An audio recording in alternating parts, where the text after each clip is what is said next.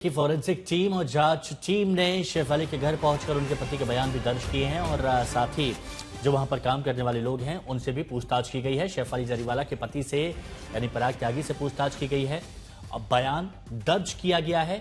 जो वहां पर मेड थी उसका भी बयान दर्ज किया गया है और घर पर 4 लोग जो उस वक्त मौजूद थे उनके भी बयान पुलिस की तरफ से दर्ज किए गए हैं।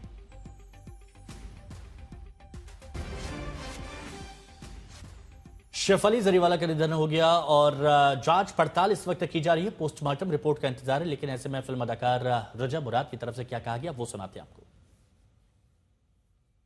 बहुत जिंदा दिल थी और जब पिछली बार मैं उनसे मिला तो बहुत खुश दिखाई दे रही थी, ग्लो कर रही थी वो। अब इनके निधन के पीछे कारण क्या है ये तो आने वाला वक्त ही बताएगा, लेकिन पूरी दुनिया जो है इस वक्त उनके शोक में मुब्तला है। और इस वक्त हमारे साथ में वचन गायक और बिग बॉस में कंटेस्टेंट रहे अनूप जलोटा जी जुड़ चुके हैं। अनूप जलोटा जी, इस वक्त एंटरटेनमेंट वर्ल्ड के लिए बहुत दुखद खबर शेफाली जरीवाला के तौर पर मिल रही है, जहां 42 साल की उम्र में उनका निधन हो गया, वो भी तब जब वो इतनी फिट थी और अचानक कार्डियक अरेस्ट।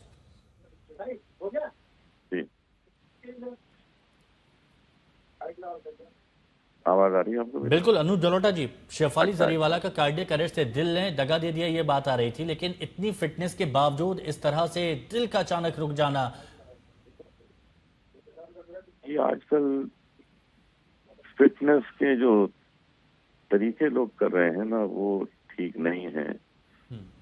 तो जिम में जाके ओवर एक्सरसाइज करते हैं और फिर जो एक्स्ट्रा प्रोटीन और अलग अलग टाइप के पाउडर्स खाते हैं। मैं समझता हूँ ये चीजें कहीं ना कहीं नुकसानदायक हैं। फिटनेस जो है वो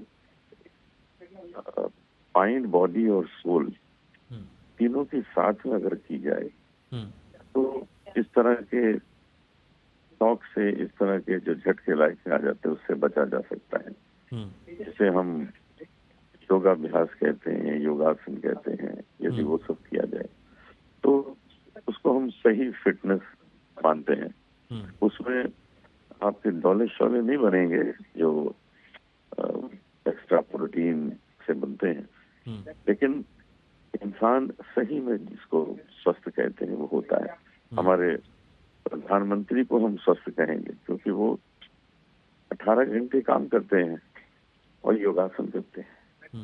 रोज सुबह प्राणायाम करते हैं, रोज सुबह योगासन के अलग अलग आसन करते हैं। वो उनके शरीर को, माइंड को, बॉडी को, सोल को हर तरह से सेट रखता है, आपस में जोड़ के रखता है।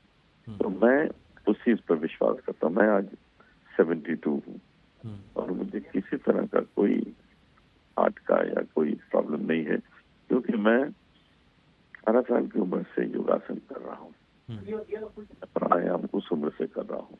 मैं इसको स्वास्थ्य मानता हूँ, मैं केवल देखने को स्वास्थ्य नहीं मानता। हमें बहुत दुख है कि एक बहुत अच्छी आर्टिस्ट चली गई, मैं भी उससे मिला हूँ।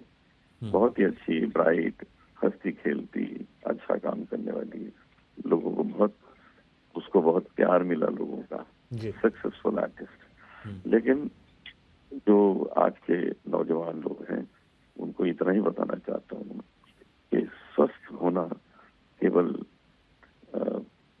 जिम में जाके अपने को कुछ एक्सरसाइज कर लेना वो नहीं है। आपको योगासन की ओर आना ही होगा, वही आपका कल्याण करेगा। उसी से आप देर तक अपना काम कर सकेंगे और स्वस्थ रहेंगे। अनूप जलोटा जी, क्योंकि ये देखा गया है कि बहुत फिटनेस पर ध्यान देती थी शेफाली जरीवाला, लेकिन मेरा आपसे ये सवाल है क्या बॉलीवुड में भी खुद को साबित करने का कहीं कोई प्रेशर, तनाव रहता है और उस तनाव का भी इनडायरेक्टली ऐसा कोई असर दिल पर पड़ सकता है? तनाव किस क्षेत्र में नहीं है? मोदी जी को तनाव नहीं है? पूरा संसार पीछे पड़ा हुआ है। मुझ पर तनाव नहीं है क्या? हम इतने सारी दुनिया में कॉन्सर्ट करते हैं, 20 दिन में ट्रैवल करता हूँ महीने में, क्या वो तनाव नहीं है? लेकिन उस तनाव से मुक्ति पाना, उससे दूर रहना, वो योगासन कराएगा, प्राणायाम कराएगा। वो ट्रेडमिल से थोड़ी निकलेगा। आप सोचिए कोई ट्रेडमिल कर रहा है तो क्या उसका स्ट्रेस दूर हो रहा है? स्ट्रेस तो बढ़ रहा है। लेकिन यदि कोई प्राणायाम कर रहा है, ध्यान कर रहा है, मेडिटेशन कर रहा है, तो उसका स्ट्रेस दूर हो रहा है। इसलिए बहुत जरूरी है, मैं आज की जनरेशन को कहना चाहता हूँ कि आप लोग ध्यान दें इस पर। लेकिन कई बड़े नामचीन सितारे अचानक से, जो बहुत फिट थे, जिनकी उम्र बेहद कम थी, जो शोहरत की बुलंदियों तक पहुंच रहे थे या कुछ पहुंच गए थे, अचानक से उनका इस तरह से चला जाना सबको छोड़कर, और अचानक से उनको हार्ट अटैक होता है या कार्डियक अरेस्ट होता है, क्या इस पर चर्चा होनी चाहिए, इस पर बात होनी चाहिए कि आखिर ऐसी क्या वजह रहती है कि अचानक दिल काम करना बंद कर देता है? जी, ये बहुत जरूरी है इस पर चर्चा करना, क्योंकि कितने लोग तो ट्रेडमिल करते करते गिर गए हैं और उनकी मृत्यु हो गई, हार्ट अटैक वहीं हो जाता है। क्योंकि कुछ कितना किया जाए, उसका एक लिमिट है क्या? कितना लोग भागते हैं उसके ऊपर और उनको पता नहीं है। अच्छा, कान में म्यूजिक लगी है तो उनको पता नहीं वो कितना भाग चुके अभी तक, कितना कर लिया उन्होंने, क्या वो नुकसानदेह है। इन चीजों को समझना जरूरी है। हम लोग जब ध्यान करते हैं, मेडिटेशन, प्राणायाम, तो हमको पता है कि जितना भी हम करेंगे उसका नुकसान तो होने वाला है ही नहीं, उसका तो लाभ ही होने वाला है। ये चीजें आज की जनरेशन को समझनी पड़ेगी कि उनको किस चीज, सारी दुनिया में आज योग लोग कर रहे हैं, सारी दुनिया में योगासन विधि प्रसिद्ध होती जा रही है। हमारे देश में जनरेशन को सोच के ये शुरू करना चाहिए। तो अरुण जी, आज की जनरेशन को तो समझना चाहिए, और जो मिड 30s में हैं या फिर अर्ली 40s में हैं, उनको भी क्या ये बात समझनी चाहिए कि जो आपके शरीर की कैपेसिटी है, उस कैपेसिटी को एक्सीड ना करें, उस कैपेसिटी के अंदर ही आप वर्जिश करें, जिम में एक्सरसाइज करें, सप्लीमेंट्स का भी थोड़ा सा ध्यान जरूर रखें?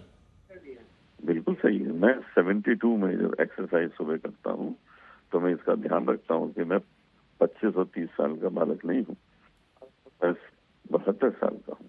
तो जब मैं अपने एक्सरसाइज करता हूँ तो बहुत ध्यान से वो की जाती है कि कहीं उसका जोर किसी बॉडी के जॉइंट पे ना पड़े, जिससे कि तकलीफ बढ़ जाए। हाँ। तो ये करने से मुझे कोई कष्ट ही नहीं। मैं तो इतना घूमता हूँ, 20-20 शहर हर महीने जाता हूँ, ट्रैवल करता हूँ, सारे संसार में घूमता हूँ, बिल्कुल कोई तकलीफ नहीं। शुक्रिया अनुज जलोटा जी, आपका हमारे साथ जुड़ने के लिए।